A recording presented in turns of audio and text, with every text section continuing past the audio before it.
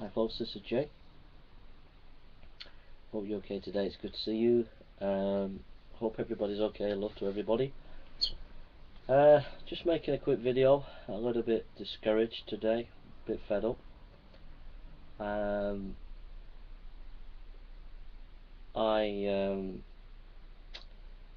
took in a homeless person, tried to help them. I took them in for 4 days. I took them in a day a few weeks ago, a couple of days a few weeks before that. I took them in a couple of days about a month ago and helped them to get into a rehabilitation centre. Then they left the rehabilitation centre and then they disappeared. Then they turned up a few weeks ago. I let this person stay one night. Then the person came to me and asked if they could stay, and I let them stay another night. Then they only had 3 days to live in a hostel, and the other 4 days they were homeless. And they told me that this guy told me that he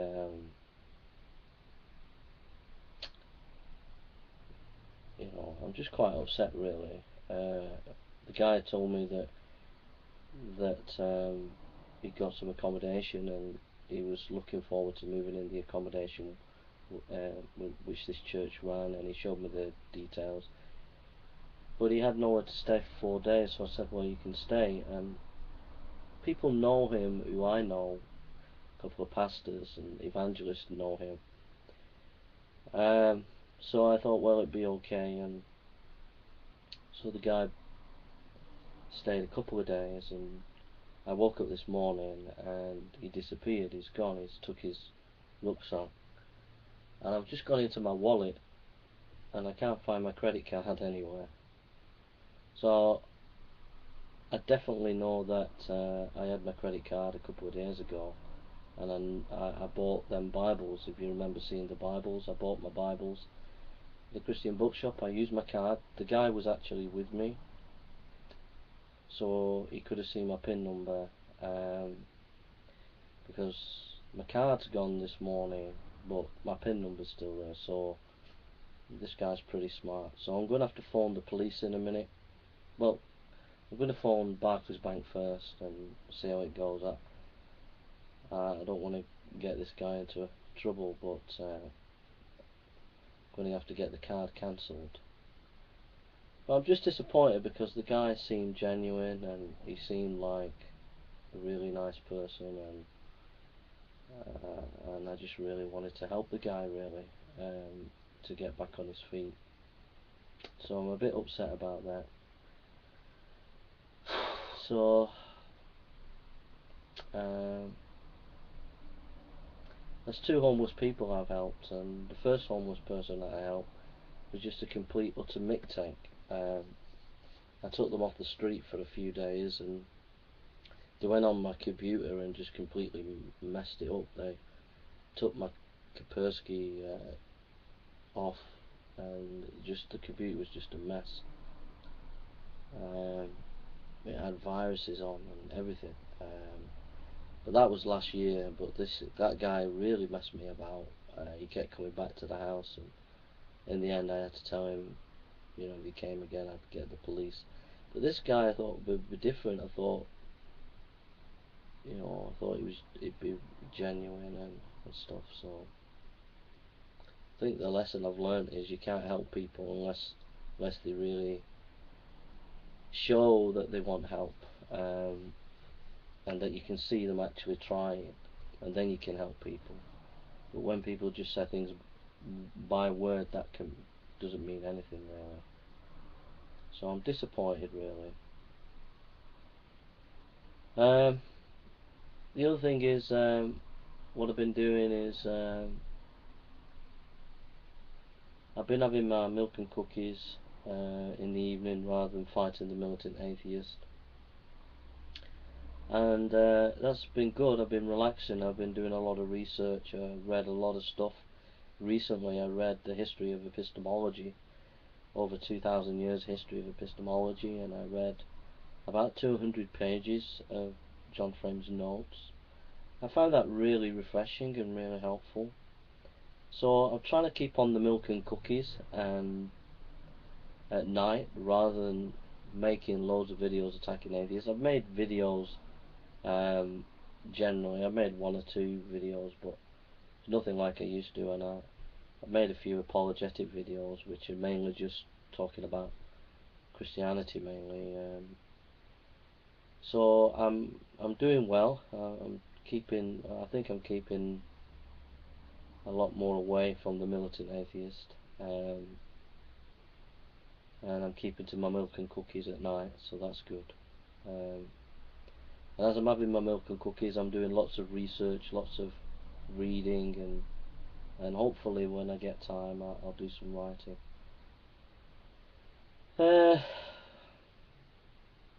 Just feel like crying, you know. I just feel really upset about this guy. You know, I really trusted the guy, really tried to help that guy. But anyhow,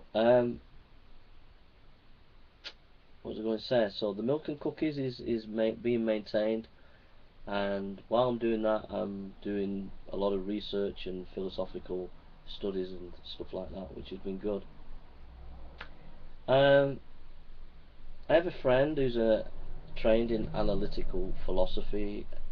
We've been having some long discussions at night. It's been really, really long. That's why I'm tired. I was up till 2 o'clock in the morning last night, and last week I was up till 2 o'clock in the morning talking to my analytic philosopher friend who's going to uni to study philosophy and theology, but he really knows his stuff. He's really done a lot of thinking and reading in analytic philosophy, and so that's been good. It's caused me to think a lot, and it's actually pushed me in the area of epistemology to come down on a kind of modified presuppositionalism, which I haven't fully worked out yet. But after looking at 2,000 years of epistemology, so I've kind of come down on Van Til's ideas, really. And my friend, who's an analytic, trained in this kind of analytic philosophy, like kind of run rings around me in a lot of questions. I mean, the basic thing that we're disagreeing is I'm saying that the epistemological foundation of all knowledge has to be rooted in God, and he's saying, he's a Christian, but he's saying no, that can't be, because even if you don't believe in revelation or even in God, you still got to use reason. And my argument to him is, yeah, but there are certain philosophical epistemological foundations that if you're going to use reason, you've still got to assume. And he says no, because reason is a basic belief, and he unpacked that. And I still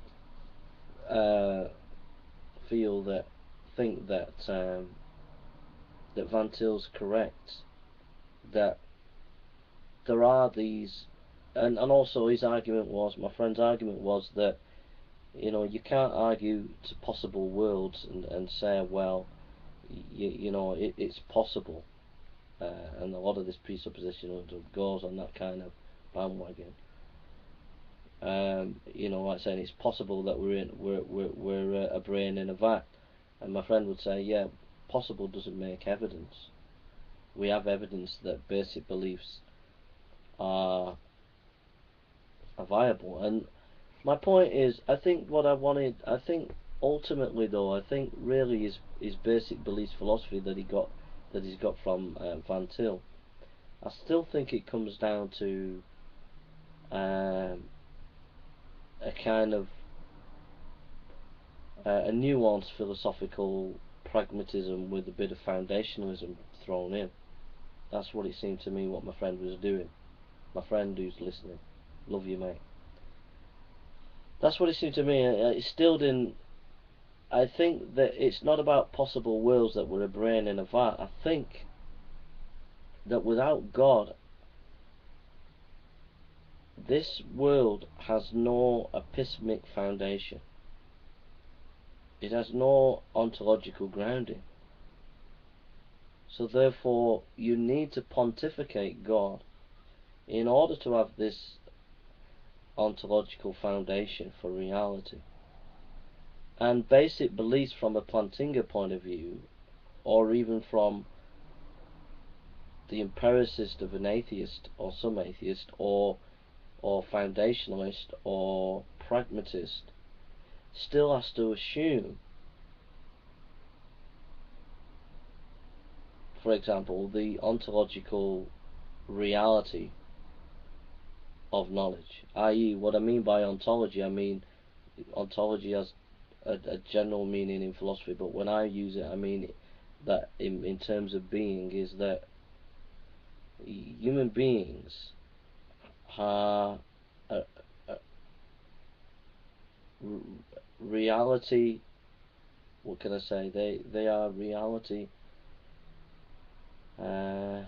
contained. There is a contained reality of a human being.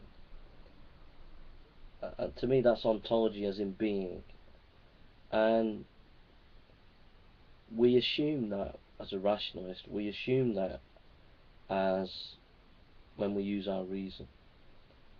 We can't prove it.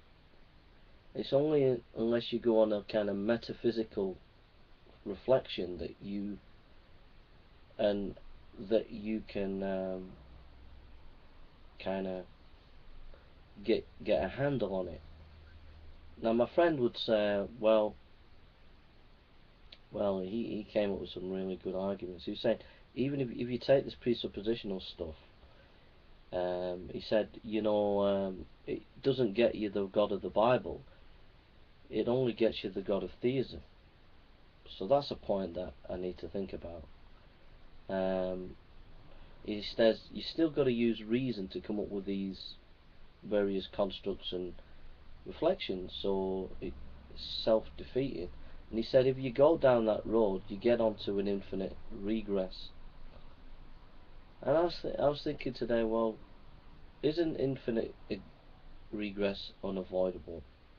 I.e., isn't authority in anything that is in time contingent upon another aspect of time, or contingent, anything that is in part of matter is contingent upon matter, so there's always going to be a regress.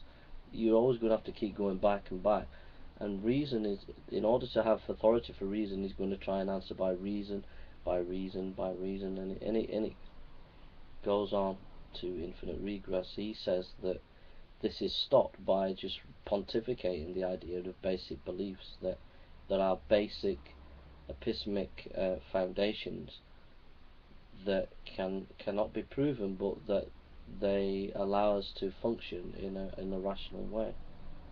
And in order to debunk that, you have to use this basic belief, the basic foundation of reason.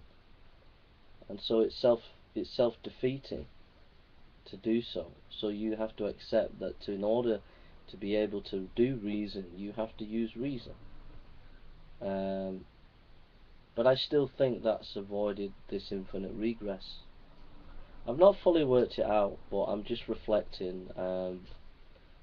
My friend who's trained in this analytic philosophy, doesn't agree with presuppositional apologetics. I don't agree with presuppositional apologetics the way Sai presents it. However, as I've just looked at 2,000 years of history of epistemology, and that includes looking at Plantinga and analytical philosophy and Hegel and Kant and Hume and Barth and Moltmann and Van Til and Bertrand Russell, and looking at all these thinkers, these are just some of my ideas that I'm coming. I think that Christ is the centre of all reason. We need a meta-narrative for reason, or reason loses its purpose ultimately. That's another issue. So these are my thoughts. So I suppose my video can be called Milk and Cookies and Analytical Philosophy, mainly. I just shared a bit about what's happened today. Take care and God bless.